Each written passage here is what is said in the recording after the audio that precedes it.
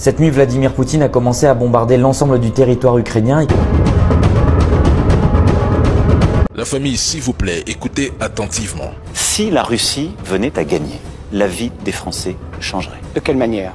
Nous n'aurons plus de sécurité en Europe. Des soldats français, plus exactement des soldats instructeurs français, sont actuellement prisonniers en Russie. Le ministre de l'Intérieur ukrainien vient d'être tué.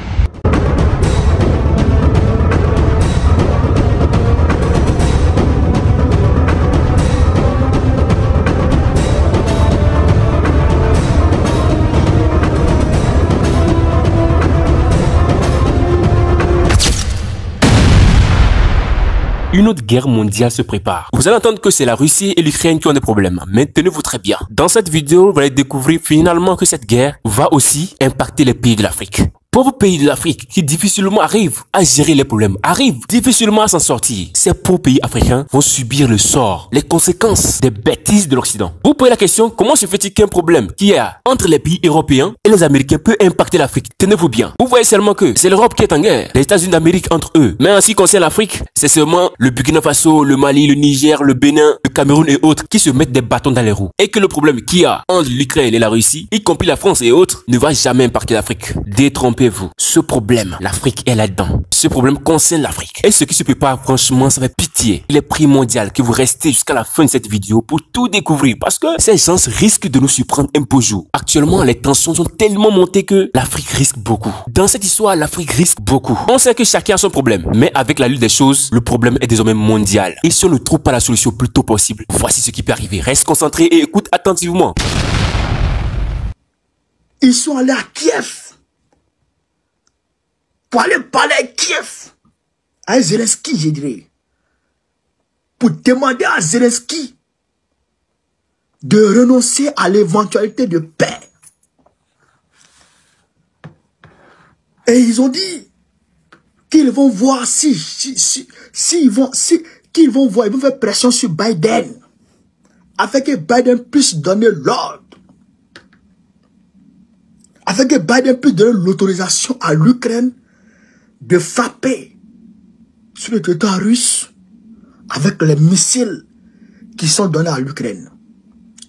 Alors que ces missiles-là, les Ukrainiens ne maîtrisent pas encore ces missiles. Les Ukrainiens ne maîtrisent pas encore ces missiles.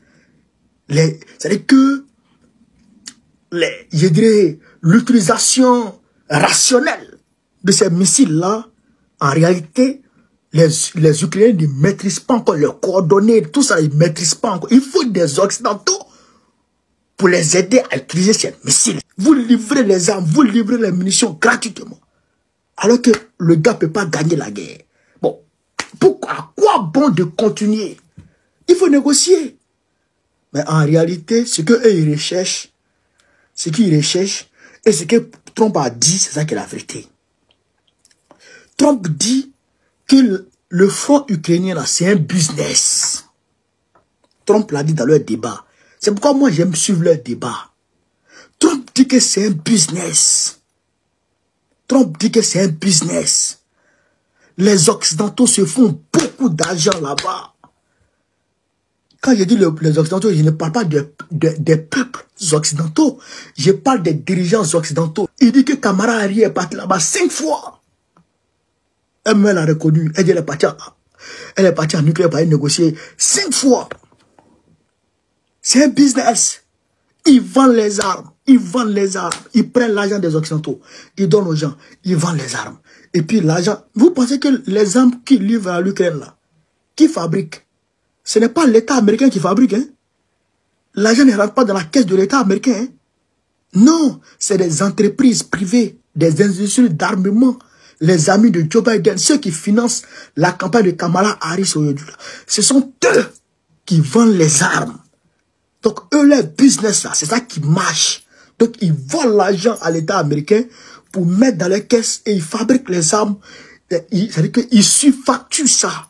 Comme nous l'avons introduit au début de cette vidéo, vous allez croire que le problème qu'il y a entre les États-Unis, l'Europe et tout ce qui va avec ne va pas impacter l'Afrique. Sur les psychologies de certaines personnes, ces nations sont tellement différentes. Mais tenez-vous bien, il est très important que vous vous détrompez. Pourquoi? Écoute attentivement. La plupart des guerres que le monde entier, que l'humanité a connues, a commencé et ça a été déclenché par qui? Par le blanc. Si nous devons faire une analyse approfondie des guerres qu'a connues l'humanité, celui qui est la source de cette guerre, celui qui est la source de ces détournements, de ces bouleversements, c'est le blanc. Sinon, en réalité, où est-ce que vous allez entendre que l'Africain a créé telle chose, ou c'est lui qui est la base de ce problème? Jamais vous allez entendre l'histoire de l'Afrique que c'est l'Afrique qui a déclenché telle ou telle guerre. Il est toujours à sa place. Et quand il y a toujours des provocations, c'est l'Afrique qu'on provoque. S'il faut toujours piller, ce qui on vient piller, c'est toujours l'Afrique qu'on vient piller. Et parfois, ce qui rend encore plus étonnant, ils organisent les guerres entre eux là-bas. Ils prennent l'Afrique comme champ de bataille. Est-ce que vous imaginez? Ils commencent une guerre chez eux et cherchent à venir la terminer sur le sol africain. C'est pas la première fois que nous rencontrons ces bêtises. Parce qu'ils savent quoi? Ils savent que l'Afrique actuellement est comme marionnette. Les gouverneurs africains sont comme des marionnettes qui sont actuellement téléguidés totalement par le blanc. La plupart des décisions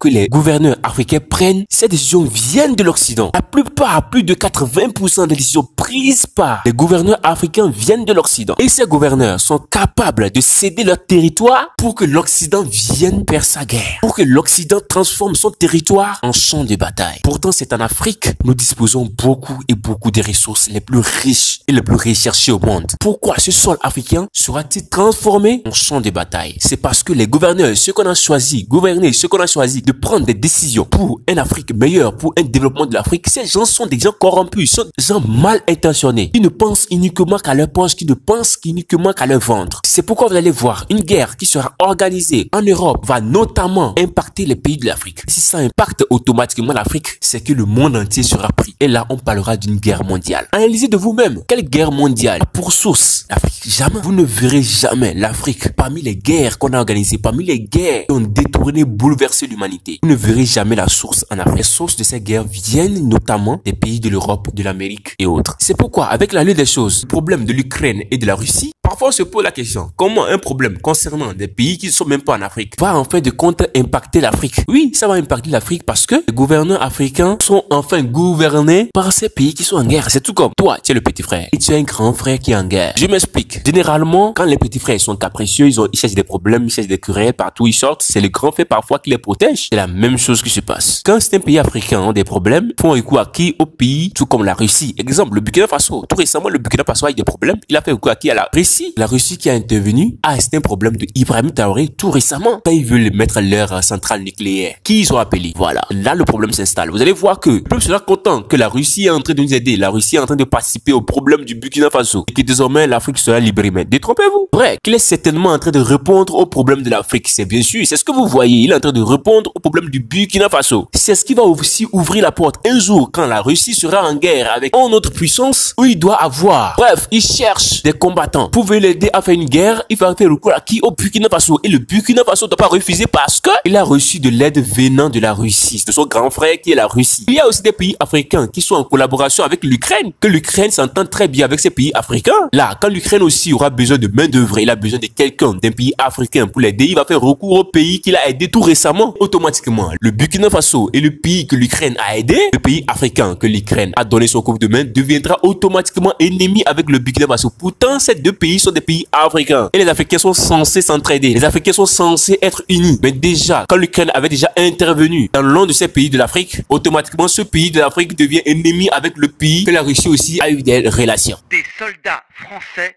plus exactement des soldats instructeurs français, sont actuellement prisonniers en Russie.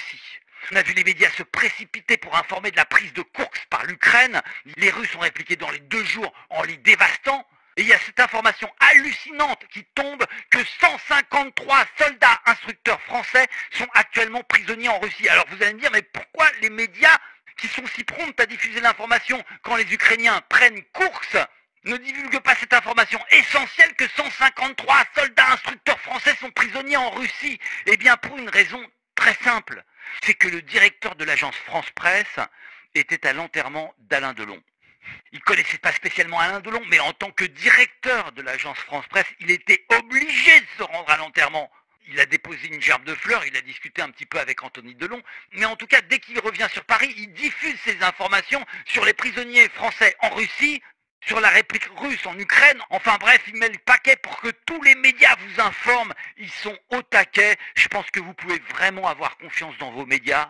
Ils sont largement au-dessus des autres en termes de liberté d'expression et de rapidité d'information. Voyez-vous comment une guerre qui ne concerne même pas l'Afrique finalement devient une guerre africaine et mondiale? Voilà, c'est le problème que l'Afrique rencontre en ce moment. C'est pour cela Ibrahim Traoré aussi de son côté a jugé bon s'entendre avec d'autres pays et créer l'AES pour que eux-mêmes désormais arrivent à prendre les décisions, pour que les décisions ne viennent plus des pays de l'étranger, parce que la CEDEAO n'est pas totalement gouvernée par les pays de l'Afrique, je m'explique. C'est-à-dire les décisions qui viennent de la CEDEAO ne viennent pas probablement des gouverneurs africains. Ces décisions sont parfois des idées des pays de l'étranger et c'est pourquoi ça a été une très bonne idée que Ibrahim Traoré se rallie au Mali et autres pour essayer de créer l'AES, ainsi donner vie aux idées des Africains, donner vie à la mentalité africaine. Parce qu'on ne sera pas tout le temps à être gouverné par un peuple qui veut nous piller, un peuple qui cherche toujours la chute de l'Afrique. Et si l'AES continue toujours par s'agrandir, c'est-à-dire si les pays de la CEDEAO décident de quitter la CEDEAO et entrer dans l'AES, ainsi de suite, je vous assure que 5 ans plus tard, l'Afrique va changer. L'Afrique va connaître un développement spectaculaire. Et pour que ceci soit possible, les pays qui sont à la CEDEAO doivent se rallier à l'AES. On sait très bien que ça sera pas difficile, ça sera même pas difficile à ces pays de la CEDEAO de entrer facilement à l'AES parce que déjà quand un pays de la CEDEAO va décider de rentrer dans l'AES, c'est sûr qu'il va recevoir des attaques, ça c'est sûr. Il va probablement recevoir des attaques. Et cela automatiquement nous rappelle l'affaire de Ibrahim Traoré qui a toujours attaqué. Pourquoi? Parce que Ibrahim Traoré, on le regarde comme il a observé, tout comme quelqu'un qui veut développer l'Afrique. Alors on doit lui freiner par tous les moyens. On ne doit pas lui laisser le temps d'avancer, sinon l'Europe risque de couler. Parce que quoi? L'Europe est ralliée à l'Afrique. L'Europe vit aujourd'hui grâce à l'Afrique. Si aujourd'hui l'Afrique disparaît du globe terrestre, si l'Afrique n'existe plus du globe terrestre, l'Europe va automatiquement couler. Ça c'est sûr.